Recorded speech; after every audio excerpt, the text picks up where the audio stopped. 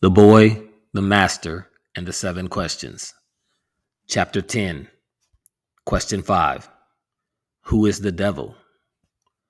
On the fifth day, the boy meets the master at the river. He greets the boy and asks him to sit and meditate. They both sit silently for a time, and then the master taps the boy on his shoulder and asks, "Ask what is in your heart."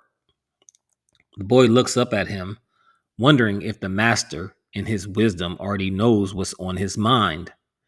The boy says, "Master, you have educated me on the natural, cosmic, and divine laws and how they govern us. However, the mystic masters and the priests talk of the devil and how he is responsible for all the bad things that happen to us. Master, you make no mention of such a thing. So I must ask you, who is the devil?" The master pauses, much longer than usual, and then he responds with a stern, intent look. "There is no devil." The boy replies, "But master, if not the devil, then who is responsible for all the bad in the world? Why are the mystic masters and their priests telling us there is a devil?" The master pauses for a very long time once again, understanding the importance of this question. He collects his thoughts and then replies, "This so-called devil was created by those in power to keep humankind in ignorance and fear, to keep the masses in check through fear, and to take accountability away from the real people responsible for their actions, themselves." The boy looks at him in astonishment and asks, "Master, please explain how we are responsible for evil." The master commences to say, "This will require a two-sided answer, so listen closely, as it will come together in the end. Do you remember all the laws we have talked about already? Creating the physical realm set those laws in motion. Then the Infinite One, in its wisdom, gives to humanity something he gave no other being on this planet: the divine spark of free will. The cosmos, the universe, the galaxies, the sun, this planet, the animals, and the plants all follow the infinite source's laws without question. The infinite's will is their will. However, with mankind's gift of free will and the forgetting of who we are comes a double-edged sword. The Infinite One gives us free will. Conversely, that free will allows us to will against the infinite. However, that free will also allows us to evolve, learn, and grow. Are you following this so far?" The master asks the boy, and the boy nods yes. The other side of this is that the Infinite One's laws have judgments built into them. These laws do not care if you are ignorant of them or not. Therefore, the judgments built into these laws do not care if you are ignorant of them or not. The laws do not care about your feelings. What you don't know is being held against you. Let me give you an example. A family consisting of a mother, father, and their infant child is out on a picnic. They decide to have this picnic near a stream of water that flows over a steep cliff.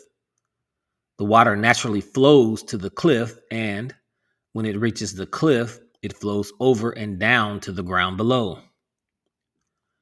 The family is there with a small 3-year-old child. The child wanders off and goes to the edge of the cliff. The innocent child is ignorant that if it walks any further, the ground below will pull the child to it. The child walks off the cliff, and because the invisible brother gravity, the cosmic law, does its job. The judgment for trying to break this law was preordained when the infinite source structured the physical realm and set the laws in motion. There was no devil involved or lurking evil, just the natural law of cause and effect. The boy begins to understand. He asked the master for another example, so the master begins with another tale. There was a man in the city who loved to eat.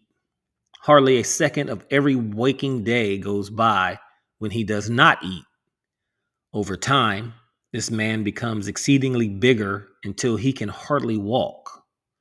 In time, he is no longer able to walk. So he lies in his bed but continues to eat. His health worsens, and soon after, he dies. Until his dying day, the man blames the devil for all his woes in life.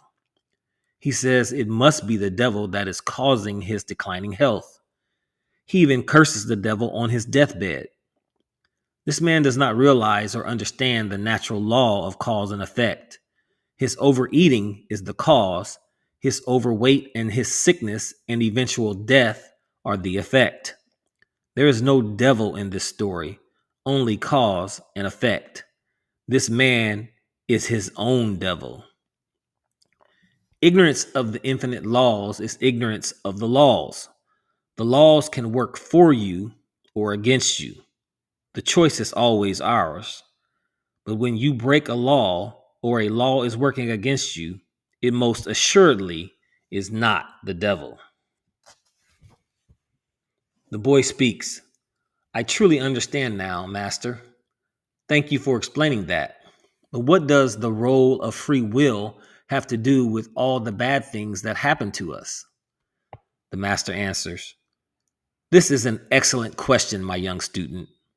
It is written in the Jewish holy text from the prophet Isaiah. I am the Lord, and there is no one else. I form light and create darkness. I make peace and create evil. I, the Lord, do all these things. The master goes on to say, this text is most powerful and true. The prophet is explaining that everything comes from the source. There is nothing else but the infinite source.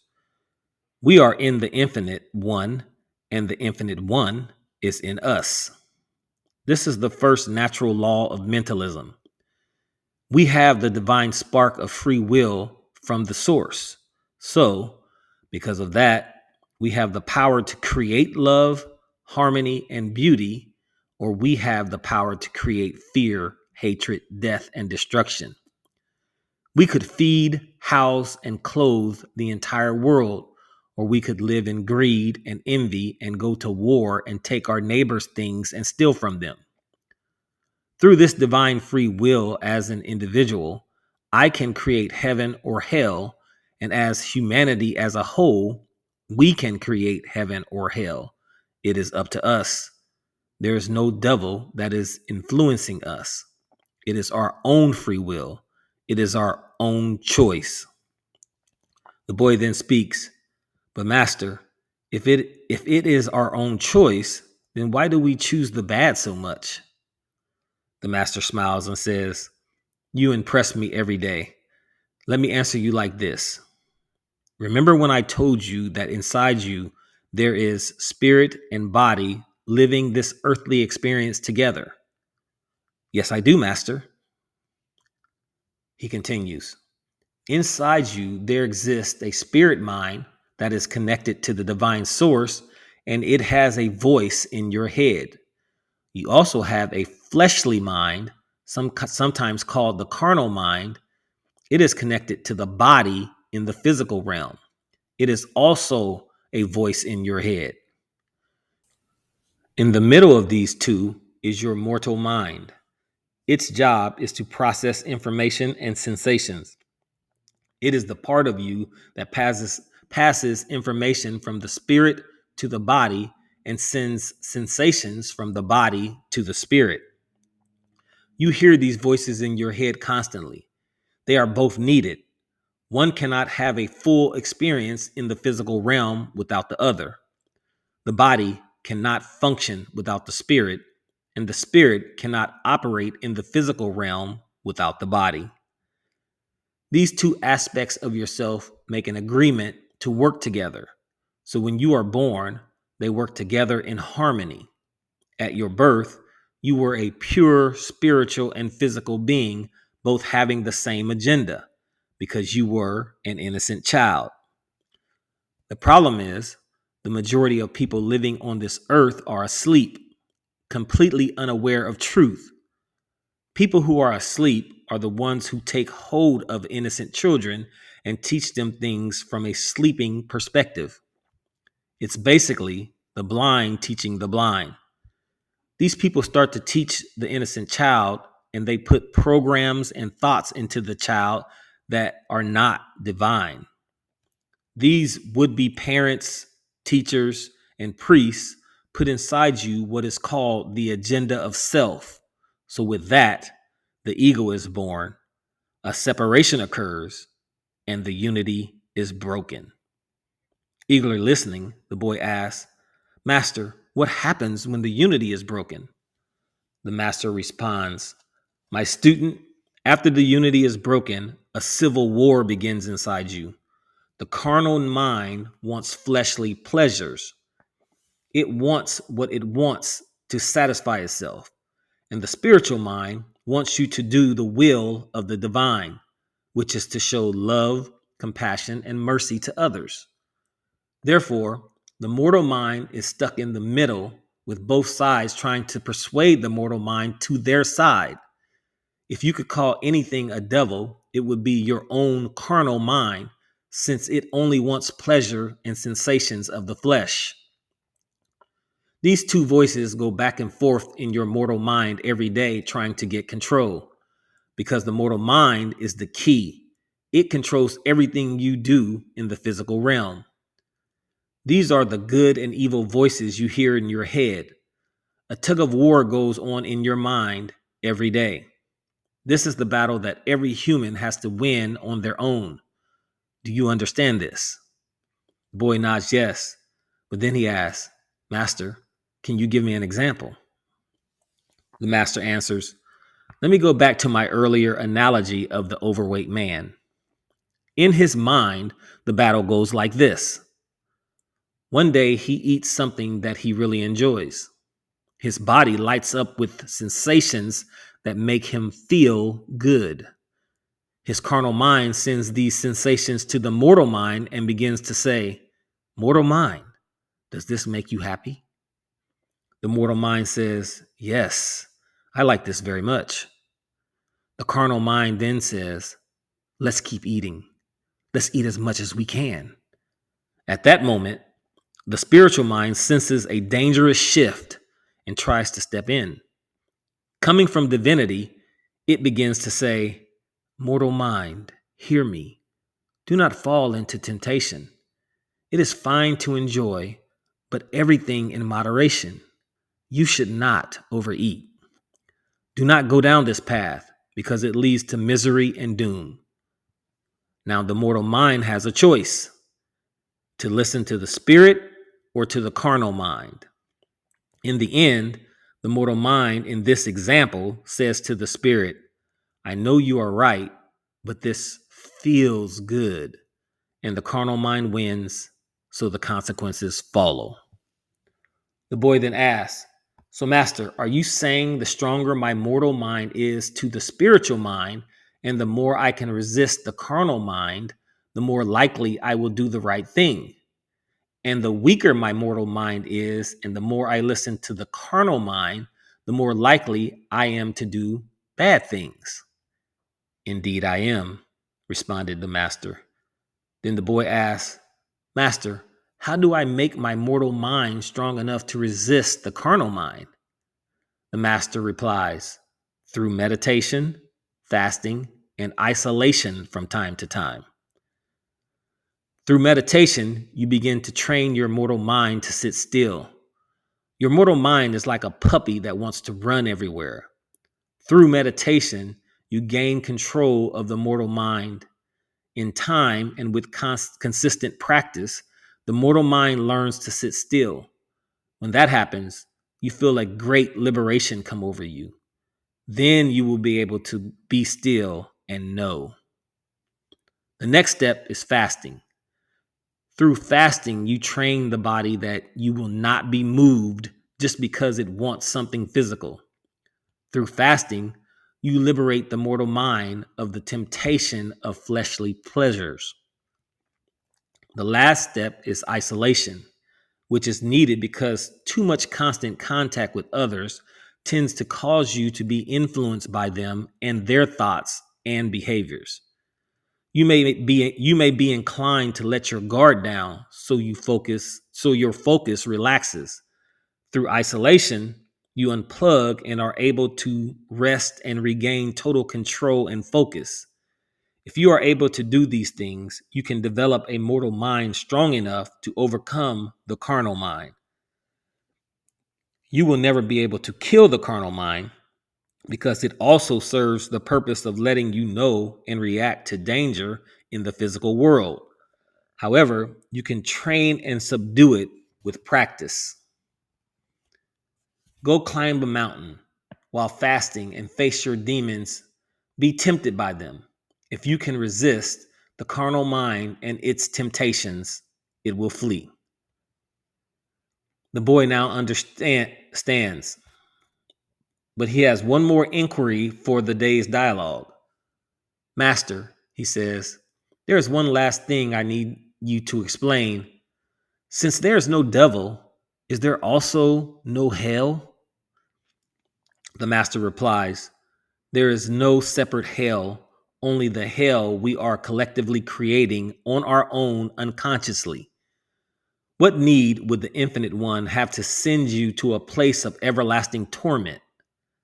Everything comes from the source and is a part of the source.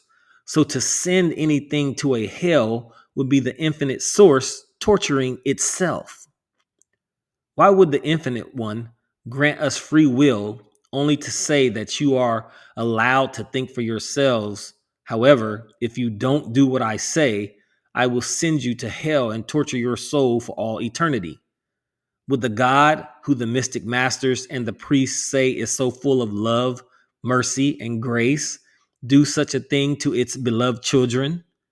Is this God a loving father that wants us to grow, or an insecure tyrant that bullies us with the threat of hell? Surely, I say to you, if a person has a rational mind and clear thinking, you would know the answer. Verily, I say to you, my student, those in power will do anything to stay in power, even if it is to create a mythical being who rules over an imaginary place of torment. Those in power will do anything to keep those without power in line through fear, for they know that when humanity realizes that divine power resides in each of them, they will soon understand that they have given it away.